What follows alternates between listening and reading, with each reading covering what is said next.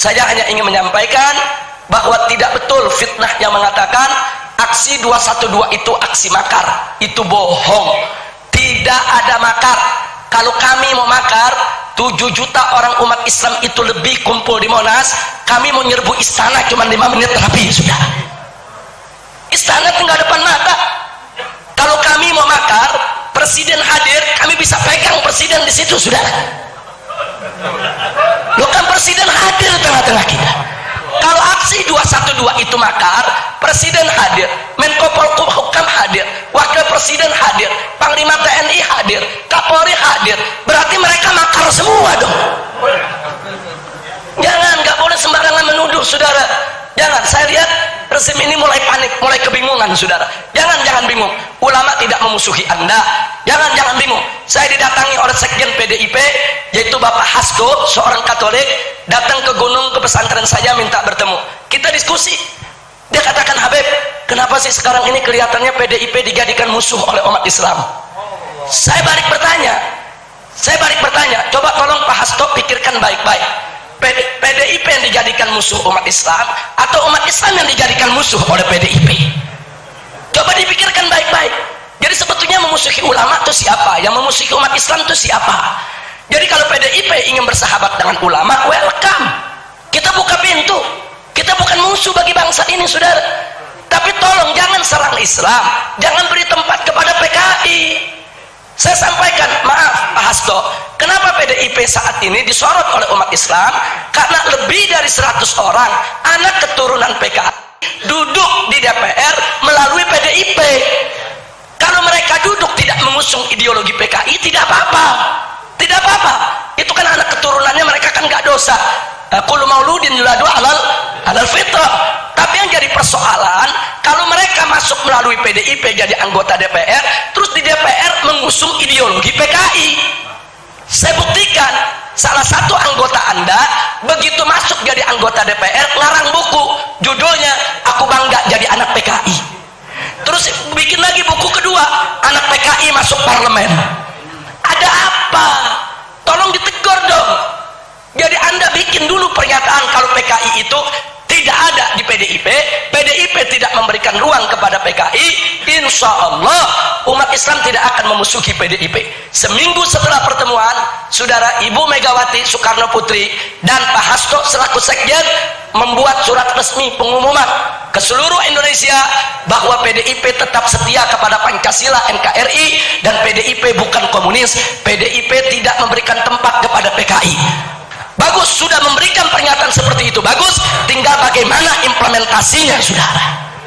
Nah, jadi ini sekedar, kalau saya mau bicara terlalu panjang sekali, saudara, tentu waktu tidak cukup. Banyak sekali informasi yang sebetulnya saya ingin sampaikan di sini, tapi terus terang, kami bukan musuh partai, kami bukan musuh negara, kami bukan musuh Pak Jokowi, kami bukan musuh Panglima TNI, kami bukan musuh Kapolri. Tidak, kami bukan musuh TNI maupun Polri, tapi kami musuh PKI. Kami musuh penjajahan dan kami musuh bagi penista agama ataupun penghina Al-Quran. Nah, ini yang perlu saya sampaikan. Nah, ala kulli hal, sebelum saya akhiri, saya kembalikan kepada moderator. Dalam kesempatan ini saya hanya ingin mengingatkan bahwa aksi 212 itu merupakan keberkahan dari Allah Subhanahu wa taala. Itu semata-mata merupakan pertolongan Allah Subhanahu wa taala. Kiai yang manapun, habib yang manapun, ormas yang manapun, parpol yang manapun, pejabat yang manapun, pengusaha kaya sekaya apapun tidak akan pernah mampu untuk mengumpulkan umat Islam hampir 8 juta orang untuk tujuan yang sama, membela Allah dan Rasulnya. Kenapa mereka semua kumpul sedemikian rupa? Saudara, Allah yang allafa baina qulubihim. Allah, saudara, yang menyatukan hati mereka. Mereka datang, dan saat mereka datang mereka nggak nanya, Anda NU, Anda FPI, Anda Muhammadiyah? Enggak. Yang mereka katakan, Anda Muslim, saya Muslim. Kita datang untuk bela Islam. Betul-betul suasana persatuan luar biasa. Nah, tolong, minhah ilahiyah semacam ini wajib kita syukuri. Jangan setelah Allah berikan kepada kita nikmat persatuan, kemudian kita gontok-gontokan lagi di berbagai daerah hanya gara-gara persoalan khilafiyah, saudara.